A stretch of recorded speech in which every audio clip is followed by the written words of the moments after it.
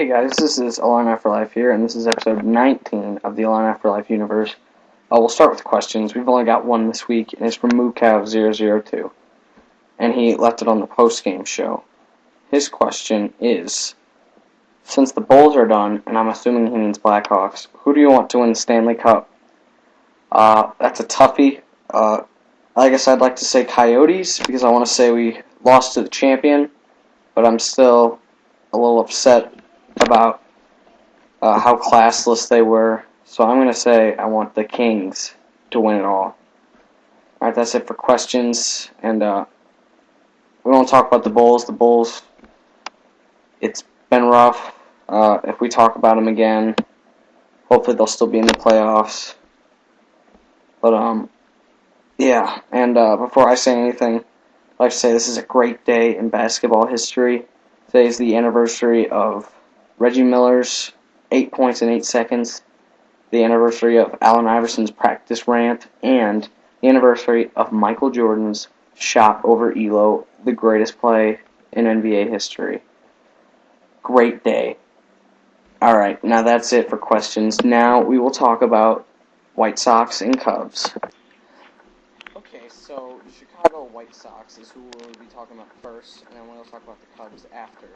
The White Sox are 13 and 16 and are in third place of the Central. They have not been playing as well recently, but they were tied for first there for a while. They're 4 games back of the Indians, who they just played today and lost 6-8, and they will play later tonight because they're playing in a doubleheader. What do you have to say about the White Sox? Well, I think they're underachieving, that's for sure. They can win their Central, the AL Central, if they put their mind to it. They're going to have to count the teams. Yeah, at the beginning of the year, I thought we were probably a wild card team, but scratch that. We can win this division. Detroit is not that good. Alright, we were tied for first for a while, and we just had a small slide, but we are really, really good. Yeah, Detroit, I think it's kind of like the Philadelphia Eagles of baseball. They sign some free agents, they have some talent, so they get all this hype, and then they're not going to live up to it. That's exactly what I think. So we're 4 games back. We have a game tonight. We can make it 3, and we have another game tomorrow. We can make it 2 games back, and it's still early, so we're fine. Konerko is hitting the best on the team. He's hitting 343. He's got 6 home runs and 17 RBIs. Adam Dunn is having a great bounce back year. He's only hitting 243. That's what you can usually expect out of him because he's a home run hitter. He's got 9 home runs and 23 RBIs. Great production out of him. And then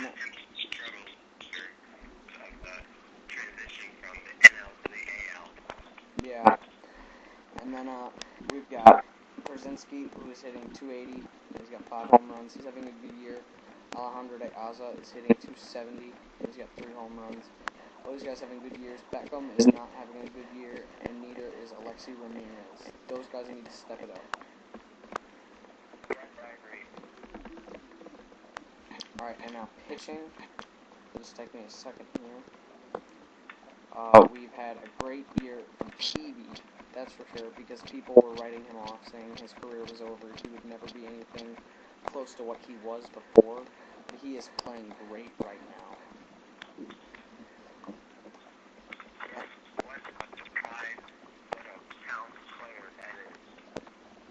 He's got 3 wins, his ERA is 1.99, and he's got 39 strikeouts. And then also, Humber, ever since his perfect game, he has been pitching really badly, to say at least lightly. And hopefully that can change, because even before the perfect game, his pitching stats have been pretty good, like a sub-1 ERA. He's been pitching really great, so hopefully this doesn't continue. Yeah, perfect game sometimes affects a player's mentality, where if they give up some runs, they suddenly feel like, they have to get a no-hitter every time, so they're pitching inside when they really don't. Yeah, that's the thing. It's hard to live up to expectations after that, and he's probably really feeling the pressure. And then we've got Addison Reed, this is his first full season in the majors. He's the number one prospect coming out of the White Sox organization. He's got 4 holds, and I think his ERA might still be 0, so he has been fantastic. That is very good. It is very good. I'm not sure because my internet's being weird. Last I checked, his ERA was 0. He hasn't given up a run there. Last I checked, he is very promising, and I am very excited about this guy. He is a talented player. Yep. All right, that is it for the White Sox. Now we will talk about the Chicago Cubs. All right, so now we will be talking about the Chicago Cubs, and I will hand it off to my Cubs expert here, Trent. What do you have to say about the Cubs? Well, we started off terrible, but lately we've been playing a lot better.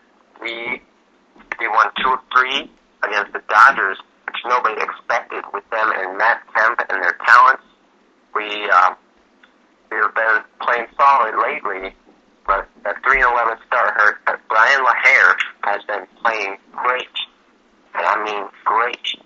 New first baseman, having a lot of swag, having a lot of talent.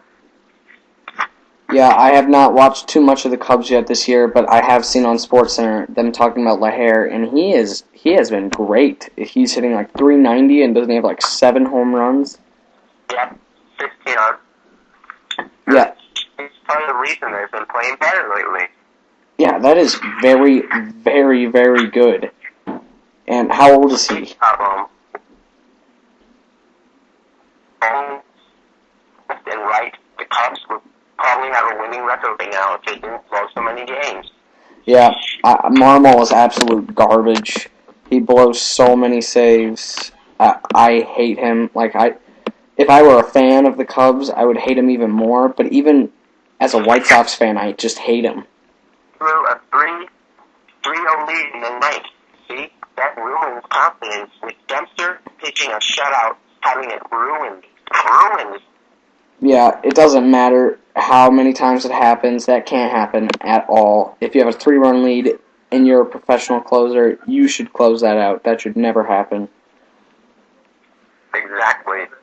A team needs a closer to win. Yeah, it doesn't matter if your starter pitches 8 shutout or 7 with 1 earned run. If your closer can't close it out, you're not going to win a lot of games. Not at all. He ruined a whole talented team by just blowing it. Even if it's a 5-run lead, they will ruin you. I mean, look at the 2011 St. Louis Cardinals. All year they had trouble finding a closer, and they were not in the running to go to the playoffs at all. Then they find Mott, and he's the closer for the last month and a half or so of the season. They make an incredible run, and they go on to win the World Series. That's how important a closer is, people. Yes, closers are single-handedly the reason that you can win championships. Look at the Yankees with Rivera. They won't win the championship this year now that he's hurt.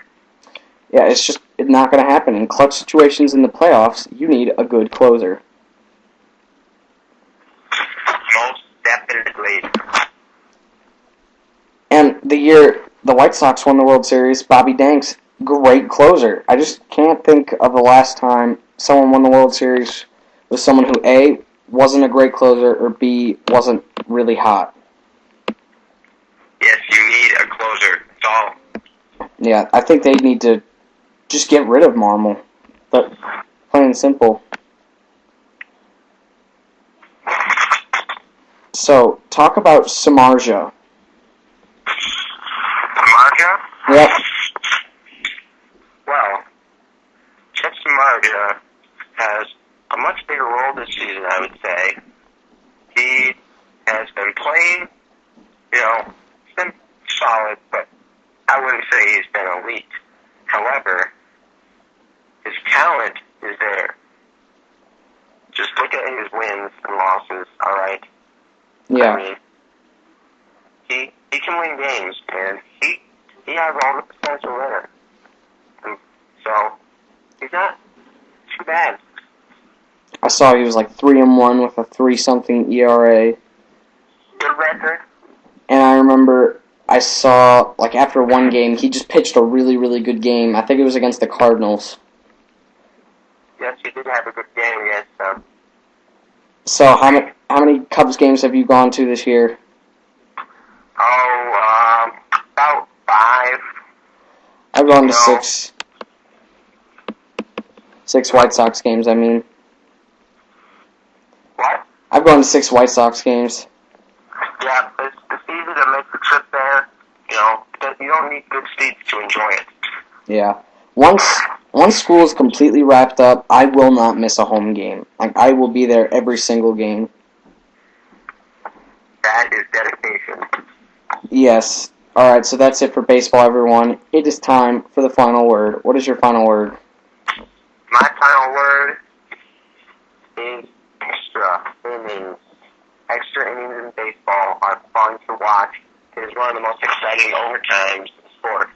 There's hockey, there's football, there's basketball, but extra innings are unique. For baseball, I agree. I love extra innings as well. And my final word is class, which is something that the city of Philadelphia lacks. You see, Joakim Noah goes down with an injury, and your fans cheer? Really? That is just classless acts by the city of brotherly love. I was disgusted by that. Even if we lose the series, they are so classless. I can't get over that they did that. Philadelphia sports trash. They will never win a championship in any sport except for baseball again. Yeah. They have to live with that now forever. And that's just absolute garbage. Definitely. Alright, so that is it for Illini for Life. This has been a great episode, everybody. Have a great week. Illini for Life, signing off.